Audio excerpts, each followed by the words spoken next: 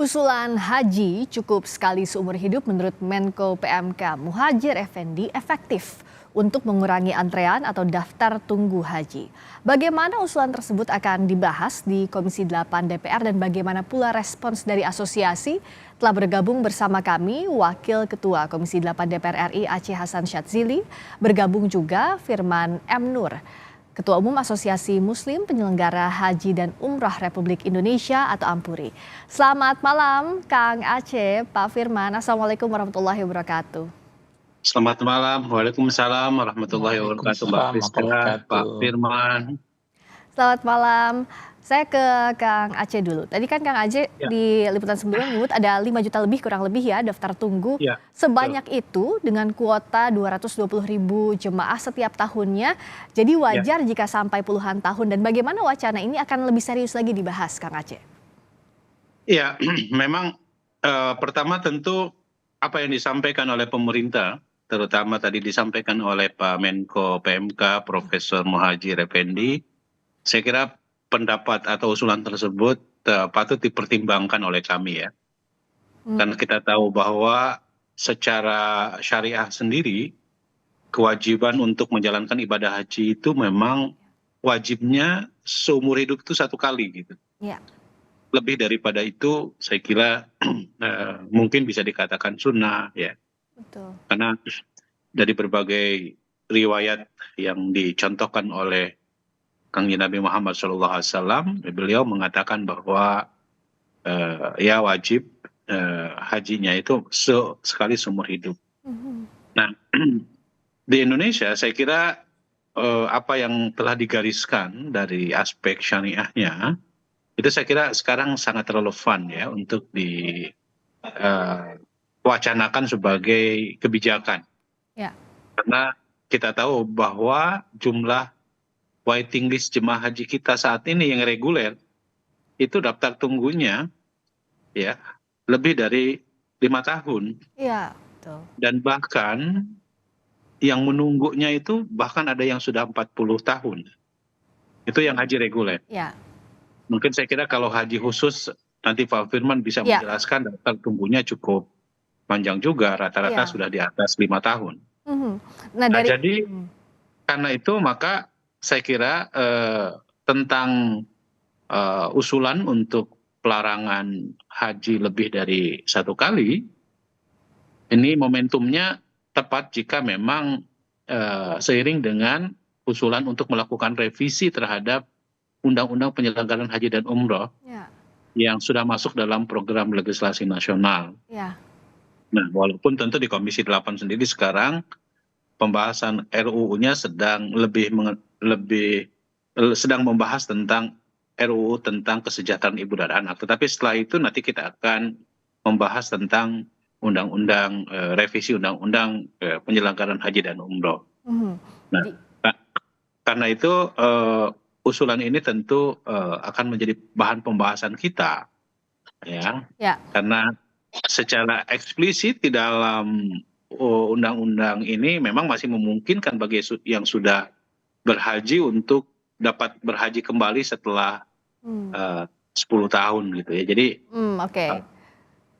apa namanya, saya kira kalau sekarang tentu kita harus memprioritaskan bagi jemaah haji Indonesia yang memang belum berhaji gitu ya. Ya, karena di aturannya demikian, makanya fokusnya juga nanti revisinya di undang-undang. Jadi di regulasi begitu ya, Kak Aceh ya. Ini Betul, akan dibahas betul, lebih betul. dalam. Kalau gambaran haji khusus seperti apa, Pak Firman? Dan respons asosiasi terhadap rencana ini apakah setujukah merujuk pada tahun atau waktu tunggu dari calon jemaah haji? Ya, yang pertama adalah apa yang disampaikan oleh Prof. Muhadjir Effendi selaku Menko PMK, itu saya kira pemikiran yang baik dan waktunya tepat karena memang Undang-Undang Penyelenggaraan Haji dan Umroh sudah masuk dalam prolegnas sebagaimana disampaikan oleh Kang Aceh tadi. Ya. Insya Allah dalam tahun ini, tahun depan akan ada revisi undang-undang tersebut. Saya kira usulan beliau cukup dipertimbangkan. Namun yang perlu kita bangun adalah memahami betul bahwa argumentasinya. Kalau misalnya argumentasinya karena masa tunggu yang sudah panjang, Ya. sebetulnya kita harus berpikir mencari solusi. Karena haji itu bagi umat Islam adalah keniscayaan dan menjadi cita-cita semua Muslim paling tidak sebelum dipanggil ajalnya tiba sudah melaksanakan ibadah haji 1 kali. Ya.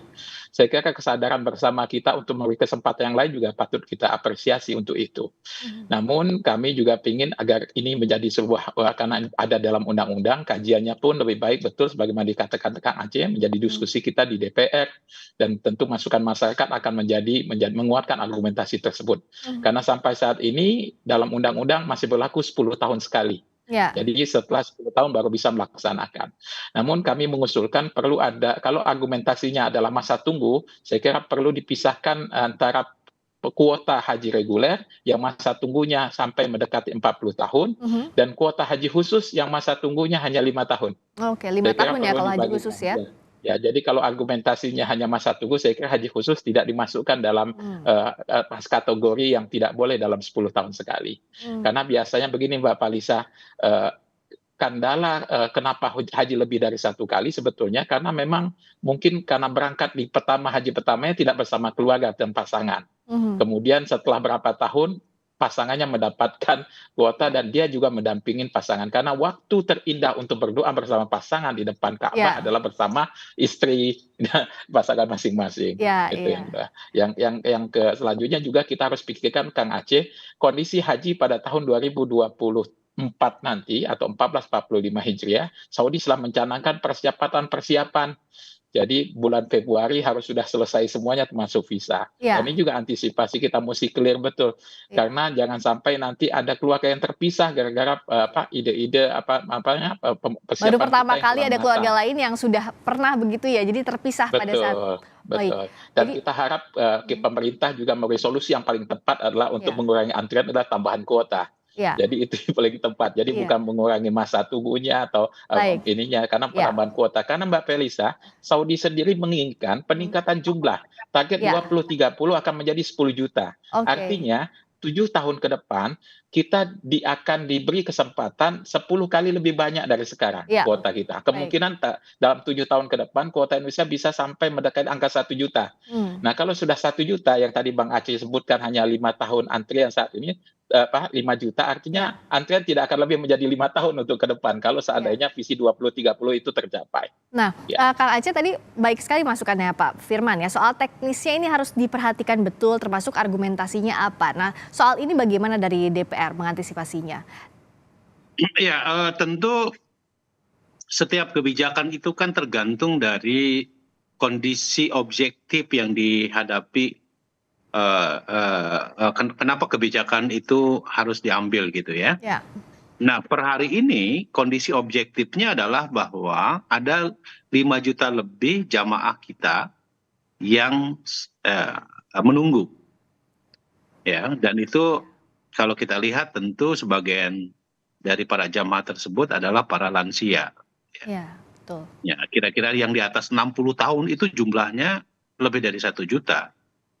Ya, jadi tentu kita harus memberikan kesempatan terlebih dahulu Betul. kepada memang yang belum.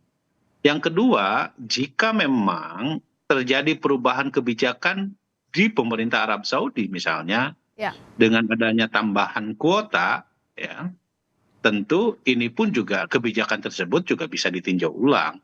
mhm, Artinya setiap kebijakan sekali lagi tentu harus disesuaikan dengan kondisi objektif yang dihadapi pada saat di mana kebijakan tersebut ya, dikeluarkan. Nah, per hari ini ya kita bisa bayangkan itu di wilayah Sulawesi Selatan ada yang menunggu sampai 45 tahun. ya, Ya. Di Jawa Barat sekarang misalnya rata-rata daftar tunggunya sudah 25 ya 20 tahun. tahun lebih ya, betul. Ya, jadi karena itu ya kita perlu pertimbangkan jangan hanya kita mengedepankan aspek emosionalitas beribadah Mhm, ya, tetapi kemudian kita mengabaikan sama sekali substansi dari beribadah itu sendiri. betul. Karena semangat haji tentu yang paling penting sebagaimana tadi disampaikan oleh kami di awal adalah kewajibannya ya 1 kali Ya, gitu. Nah, tentu secara khusus bagi haji yang diatur secara khusus gitu ya, tentu kita pun juga harus mempertimbangkan juga aspek kekhususannya juga gitu mmm, ya. ya, Tapi intinya yang ingin kami sampaikan adalah bahwa soal haji ini bukan semata-mata orang yang berduit Ya, kemudian bisa gampang untuk bisa berangkat gitu. ya, betul. Tetapi ini juga soal bagaimana negara memberikan kesempatan Hak yang yang sama sama begitu ya? kepada yang punya keinginan yang sama, tetapi Ya, karena terhambat oleh regulasi, maka dia tidak bisa untuk berangkat ya, atau tertunda keberangkatannya. ya, Nah, baik, inilah yang saya kira penting sekali. Tentu nanti ada pengecualian tertentu, ya, misalnya baik, ya bagi para petugas haji, pembimbing haji dan ya, lain-lain, itu saya kira penting juga ya, untuk kemudian dipastikan baik. ya, supaya kebijakan tersebut tidak Ya, menimbulkan masalah ke depannya gitu. ya. Setuju, semoga regulasi ini segera dibahas seksama agar kesempatan berhaji bagi yang mampu ini bisa ditunaikan wajibnya sekali seumur hidup, sehingga waktu tunggunya juga bisa lebih pendek, semakin banyak juga yang bisa pergi haji begitu ya Kang Aceh, ini harapan kita semua, Ya, juga Pak ya, Firman. tentu. Ya, Tentu. terima kasih banyak atas waktunya Wakil Ketua Komisi 8 DPR RI Kang Aceh Hasan Sama-sama, Syadzili. Terima sama-sama Mas kasih Pak Firman M. Nur, Ketua Umum Firman. Asosiasi Muslim Penyelenggara Terima Haji dan kasih Umroh Republik semuanya. Indonesia atau AMPURI. Selamat malam, wassalamualaikum warahmatullahi wabarakatuh. Waalaikumsalam warahmatullahi wabarakatuh. Assalamualaikum warahmatullahi wabarakatuh.